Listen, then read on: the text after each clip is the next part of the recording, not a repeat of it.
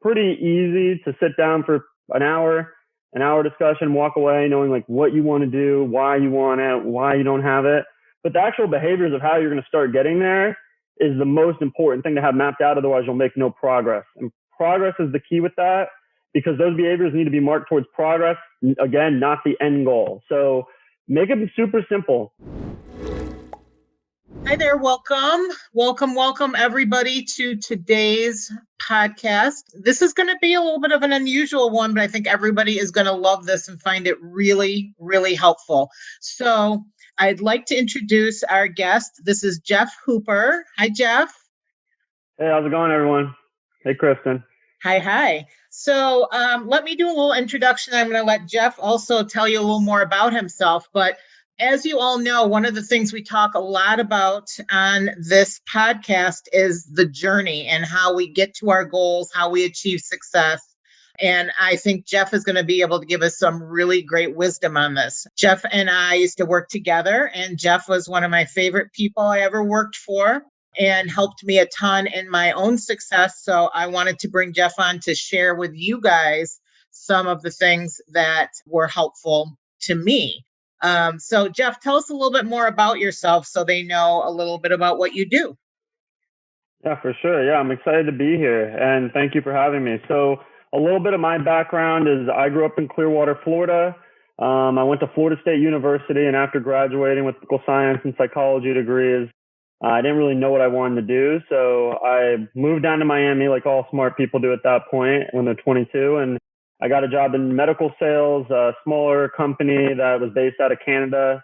I didn't have a lot of like teamwork around me, and I didn't know what I was doing, so I wasn't learning. And even though I was doing all right at the job, I strive on learning and growing. So a larger tech company reached out to me. Most of people will be familiar with it, but I just heard of it. I ended up moving over to Scottsdale, Arizona. So I drove my car, packed it all up to a place I'd never been, to a company I just heard of. I started off doing cold calling there, and I did that for 2 years, ended up being successful, became a manager. Over the course of 3 years, I worked my way up to being a top manager there. And then I was training all their new hires over in Chicago for about a year. Took a little break from that, trying to transition on like what I was going to do. And I just started working at a startup company based out of San Diego, California. So when Kristen says this one might be a little unusual, it's probably because she knows that I'm so work oriented that my diet is probably horrible. Something I need to work on just coming on here thinking about it. But I think a lot of the things that I'm going to share and a lot of the things I was thinking about coming into this will relate directly to that. So I'm excited. Me too. I'm so happy you came on. I really appreciate it, Geoff. So one of the things that a lot of people come into this with is having a really big goal that they want to achieve. And it's a pretty big mountain. And as we probably all know pretty well, that isn't usually a very straight line from A to B. So when you've sat down with your new folks or somebody comes to talk to you and they have a really huge goal in mind, but they have a long way to get there, how do you tell them to kind of map out that a plan to get there? Yeah, I love that. First of all, I think anything in life, whether it be like your personal health or relationship or work, just anything you can really think of, like you have to have a big goal.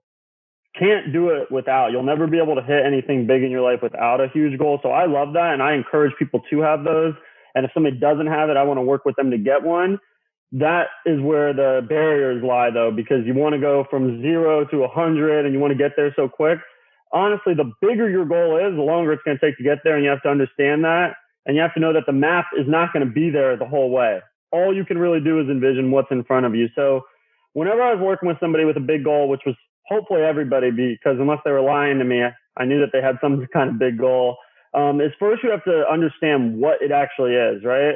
So some people want to be successful. Well, what is that, right? For me personally, my big goal right now, which is always developing, the closer I get to it, the further I push it out, my big goal would be like to be a CEO of a startup that I started. I have no idea what it's going to sell or anything, but that's my big goal. That's what I'm working towards. So the first thing is like understanding what that big goal is. And if it's unclear, really dig into it either with a friend, family, boss, or yourself and dig in to make it clear. Because if it's not clear, it's not motivating to work towards, right? if I want to feel successful or I want to make a lot of money to me could be one thing compared to somebody else. So make it really clear, get it as clear as possible so it motivates you. Again, that's where the barriers lie because you're not actually working towards that initially. You're working towards it, but in smaller steps. So after you know what it is, you want to understand why that person or you want that, right? If somebody wants a lot of money, it could be for various things. Some people might want to donate to charity. Some people might want to own a big house on the beach. Who knows what it is? But really understand why you want that. And again, make it clear. And then more importantly, on the why side is understand why it's not happening right now. Why isn't that happening for you? Is it because you haven't started? Or is it because of certain barriers that you're actually running into along the way? And I think that's something a lot of people listening might be able to relate to when it comes to dieting. Like, why isn't it happening? And there's going to be a million reasons, which moves on to the next point, which is the game plan. That's how you're actually going to get there. And the way I break that down is just the behaviors. So this is the most important part. It's pretty easy to sit down for an hour discussion, walk away knowing like what you want to do, why you want it, why you don't have it. But the actual behaviors of how you're going to start getting there is the most important thing to have mapped out. Otherwise, you'll make no progress. And progress is the key with that because those behaviors need to be marked towards progress. Again, not the end goal. So make it super simple. Small steps towards whatever's going to get you moving in that direction. If you've never dieted before like me, and I'm going to say, I'm going to go on this diet that I read about, there's zero chance that happens. But if I can say this week, I'm going to learn about the diet. I'm going to understand it, right? And the next week, maybe I'm saying, okay, you know what? I'm going to start for breakfast once a week. I'm going to have this in breakfast and slowly introduce that. You can do it. Given a couple examples so you can know how to actually apply this because the behaviors are so important and so are the timelines. Have to be super realistic with that. So whether it's work or dieting or anything you want in life, like the small behaviors to move towards it after you know what it is and why you want it and why it's not happening are the key. And I recommend limiting those to maybe 1 to 3 behaviors at a time. The more you try to do, more likely you are to fail. That's a pretty big deal, right? Because if you try to add in 40 new things, chance of you implementing all of them, I'm guessing, is pretty small. Well, it's impossible. Nobody can do it. Not me. Even if like I'm in the sales right now. So if I go back to a very entry-level sales role, I'm going to be rusty at certain things. If I try to fix 40 of them at once, I can't do it. You just got to choose the biggest things that you can do that'll make progress. And they might seem small, but that's why understanding what you want and why you want it and what's holding you back is so important because those little things that seem small right now become habits. After that's a habit, you can add more on. Pretty soon you're doing it. So, I mean, you could really end the podcast right now. And if somebody's trying to accomplish something, they can go do that. And if they can commit to those small steps and count those as wins, they're going to have results within a year for sure. And when I say results, it's going to be more than they can imagine and more than they would accomplish if they just go for it all at once, because it just won't happen. I love that. And I think there is a ton of great advice just in that first answer there. Let me pick up on something that you said, because even if somebody lays out a great plan with you, and they know the steps, I'm guessing, and tell me if I'm wrong on this, but I'm guessing it's pretty rare that all of a sudden everything goes perfectly well and there's never any setbacks along the way, even if they have the right game plan. How do you help people to figure out what's causing them problems? How do you, and about making adjustments? Yeah, no, that's a really good point. And I would say that, it's very rare and it should never happen where it's just easy. So just know that going in, right? If you're struggling, that's normal. And if you're not struggling, then your goals are too small. You're picking things that you're already doing probably, or maybe that you're doing 90% of the time and aren't the biggest needle movers for you. So if you're not struggling, then you're not pushing yourself. And that means that you have more potential. So that's one thing, is if you're making goals, like that'd be like making a goal to wake up in the morning, right? I'm hitting it every day. I'm waking up, Kristen. But that's why, again, being specific is so important. Like 4:45 is when I wake up every morning, right? So that's very specific to be able to do. And I struggle with that. I'll tell you that right now. But yeah, for sure. When you're struggling, to your point, like good, that's a good sign. Struggle is progress, right? If you're not struggling, you're not pushing yourself, you're not developing. So what I would say, working with somebody, and even myself, because I've worked with so many people, I know I do it on my own now, is just be upfront with the expectations. Like hopefully hearing what I just said about like if you're not struggling, it's the wrong thing, that helps you. But Also understand that failure is not final. You're going to fail along the way. And if you're not failing, then again, your goal is too easy. So you probably need to up it and rewire your game plan. So that's what I would say first. Just have upfront expectations and understand that. Don't view failure as a bad thing. View it as a sign that you're doing the right things. Then the next thing is constant check-ins, right? Got to be checking on this constantly. I know in my previous answer, I mentioned timelines for your steps and the behaviors. But you got to check in on those all the time. You got to be adjusting to it. When you're failing, it's okay. It's a good thing. You're not actually failing. You're learning. The only failure you can have along the way is when you're not learning from those failures. And that's where the check-ins are really important. Kind of going back to my example of waking up at 4:45 every day. I hit my snooze alarm until 5:30 a lot. That's a lot of snooze alarms, right? It's almost annoying. I need to get that button disabled. But when I do that and I wake up and la-di-da, carry on as normal, I didn't learn anything from that. And the next day I'm going to do the exact same thing. So one example that I did is I moved my phone from in my bed, kind of next to my bed, over to my desk where I have to get up out of bed if I want to hit snooze. I've still done it, but it's progress, right? And it happens less. So I'd say those constant check-ins, like when you're failing, even if it's that small, is a really important thing. I like that. I like that. Now, something that I was always really impressed with you about is when we worked together, I think you would agree with me, we had a lot of diverse personalities on our team. Would you agree with that? We had a fun group, but it's a lot of very different personalities on there. So I definitely agree. I would say that The Office, I know that they just got pulled from YouTube or Netflix or something. If they want to think of a new original, they should probably just interview our team. right, they probably could. But one of the things I was always impressed with is even though there was general rules for how to do the job, you were always really good at figuring out, if somebody say if somebody on the team was really, really good at something and somebody said to you, well, I'll just copy exactly what they're doing. I'm going to be just as successful. What would you say to them as opposed to, to copy how somebody else is doing something? Yeah, no. That's generally though, right? There are times where you can learn from people.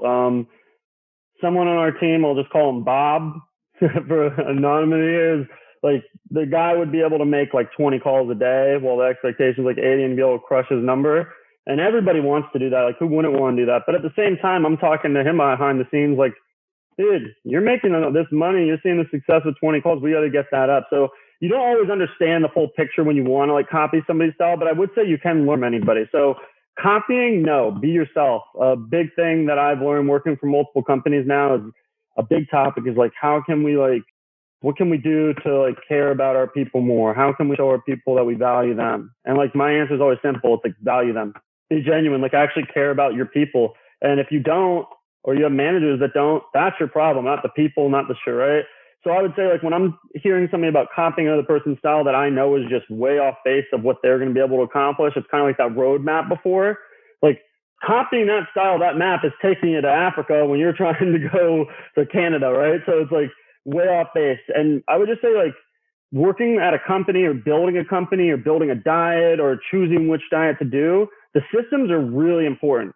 Scalable systems are huge in companies that are trying to grow. If you don't have a scalable system, you're never going to be able to grow. You could be successful in one-off situations, but if I have two reps that are kind of like doing their own thing and one's not seeing success and one of them is, like great for the one that is, right? But the second that person tries to copy them and they're still struggling, I don't know what they're doing. I can't pull that back, right? So I would just say like having that roadmap is really important for a system. And it's the baseline that you need to course correct. So that's the main reason I wouldn't want people to copy them. If it's something that is scalable, that you can explain step by step, that makes sense in the current system, it's kind of an advancement or an add-on to it, then by all means, if you mastered the beginner's course, then let's go ahead and add that. But if we don't have a baseline, there's nothing to course correct it off of. So this goes, and like this is what it's hard for people to understand is even if this person is doing their own thing, right, their own style completely, and people love it, they hear it on the phone, they want to do it. Even if it's more effective than the style that I'm teaching or a company's teaching or that you're supposed to follow, without a map, you can't scale it and it's actually not as important. And that's why you'll see companies or sports teams like get rid of their best people. It's because it's not scalable and it's actually hurting the company more than it is helping them. So that's something that's hard for people to understand. It's hard for me to understand when I was new. But yeah, copying somebody else's style only can work to a degree, and the answer is going to be no, genuinely. And to kind of continue this rant, because I'm good at those, is if you want to learn something new, this goes back to this question, people that are struggling. If you want to learn something new, you got to understand the stages to learning. And this is something that I learned from one of my bosses one time that's actually published online. You'll find everywhere. It's called the 4 stages of learning. And the first stage is unconscious incompetent.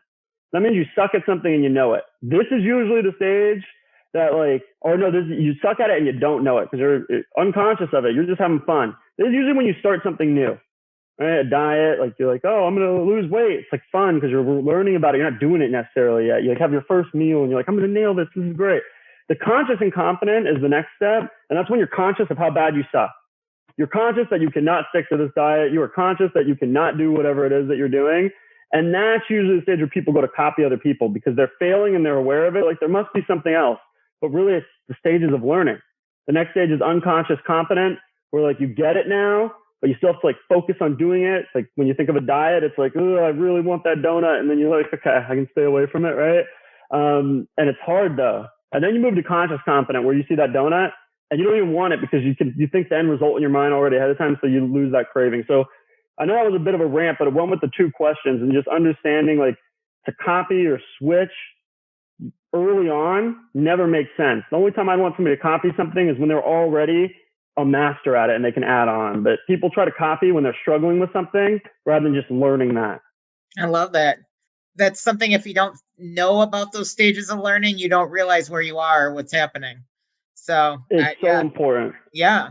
So something that kind of goes along with if we're assuming and we know that in a real journey, you will have failure, or you will have setbacks, or you will have to make adjustments and all of these things. With that in mind, what do you say to somebody that you're working with that is really, doing all the right things, but they're having some setbacks along the way? How do you help them to stay confident and to stick with, stay the course? Yeah, I mean, again, I'd go back to the first point of making sure that you have those behaviors mapped out that are very simple and achievable each day. And again, daily. It can't be just these behaviors that you do every once in a while. It's be the daily check-in part. A, do you have those? Because if you're struggling because you have those, at least we can work off of it. And then 2 is to, again, set the expectations up front that there's going to be a bit of a struggle. And that's when you start moving into tracking this, right? So we've done the beginning part. Now we're struggling. It's normal, but we expect it. We're checking in. And that's where the routine comes into play, because you have to have the routine to constantly be doing it. If you read or listen to interviews about successful people who are successful, they'll all mention routine, whether it be a morning routine, a daily routine, they'll all mention it. I don't know if it's Mark Wahlberg or somebody, like he sleeps a lot. There's something like that. I know like there's just a bunch of different routines, and find yours that works for you. Some people are crazy. They like to wake up and jump right into a cold shower right in the morning, and that's all they need to get going. Some people, like, they might need to meditate, be a longer process, but find yours that works for you and stick to it, because having this routine helps you, again, know when things are going wrong, right? It really does help you, because if you're doing the same thing every day and then something goes off on your radar, it's easy to identify what it is because everything else is the same, right? And then those goals, those behaviors that we talked about, what I recommend is if this is new to you, start with just one. It can be that simple, right? It can be like read a book, read 10 pages of a book a day. You can achieve that, right? And then as you're able to do that, you can add on. I wouldn't go more than 5 of them, but that way when you're feeling stuck, you can go to this short list and look at like, am I successful or am I not? You don't win the big picture, you win day to day. So when I'm looking at my goals at the end of every day, that check-in that I was talking about, that's really important to do. Give yourself a W or an L. And if you're putting up 3 B's a day that you want to do and there are 3 W's, take a step back and realize like it's part of the journey. And that's why having those behaviors is so important. Once you get enough W's in a row with the same thing, move that over, get that out. That's a behavior now. You got that. Add something new in. And that might be the part that you're stuck at because you're doing these 3 things over and over. But now you've consistently done them. Now we got to up our journey to get to that big end result. Hopefully that answers that. So, yeah, so it sounds like it's about as much about being able to evaluate, recognizing your wins, and the stuff that's not a win, figuring out whether you need to make an adjustment or figuring out what needs to be done. Yes, because again, I'm just going to relate back to, dieting, weight loss here, it's like, you don't wake up in the morning like, I'm skinny. I'm not going to go to the gym for a week and all of a sudden have like these 48-inch pythons on my arms, right? And if that's like what I want, I might feel like I'm struggling because I look the same after a week. But that's when I got to go back to these behaviors that I mapped out. And I'm like, all right, you know what? I'm doing all these. I trust that it's going to come. In fact, I've been to the gym every day. I have this membership. I have a buddy with me now that I know is going to make me go. I'm going to remove the going to the gym every day. That's happening. Again, a week might be too short to update these, everybody. It really depends on what the behavior is.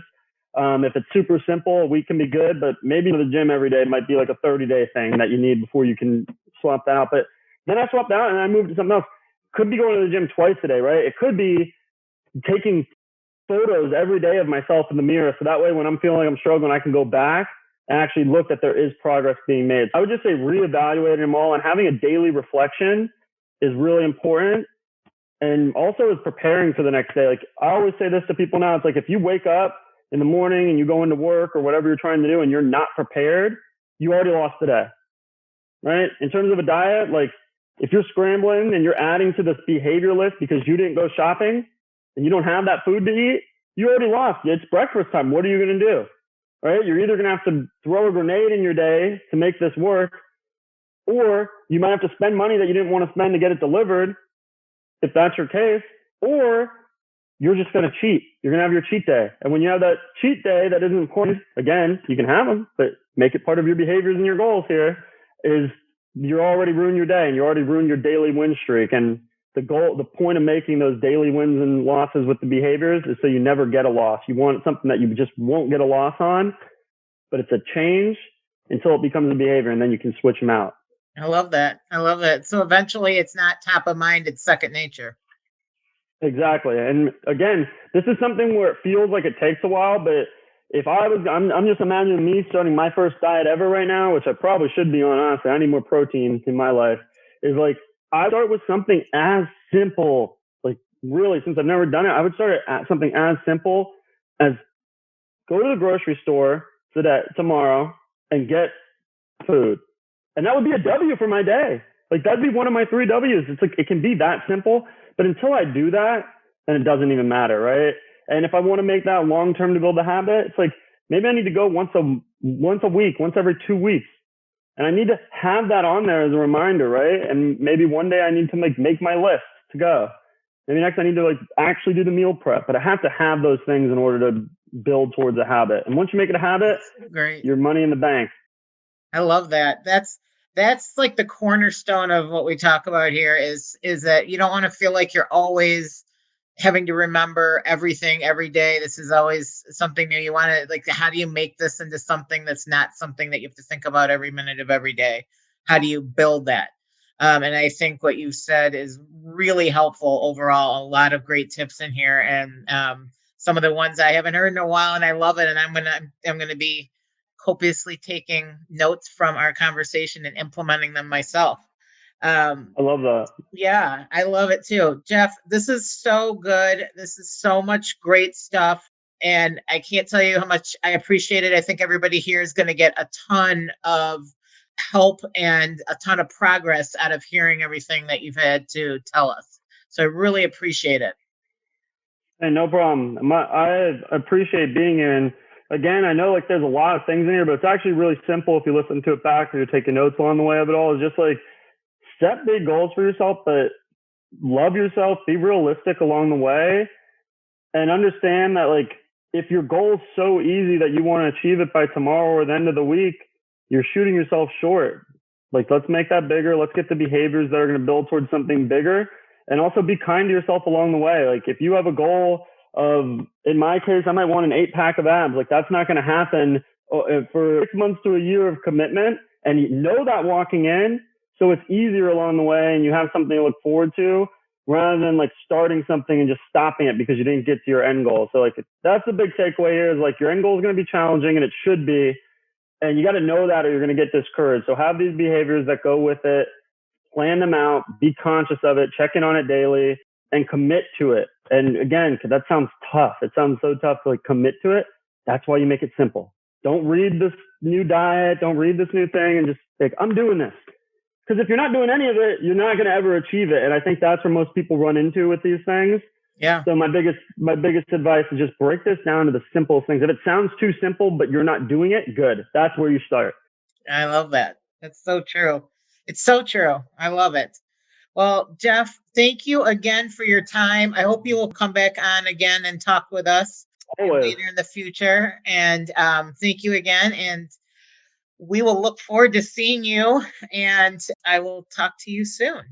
All right. Thank you. I'll be listening in.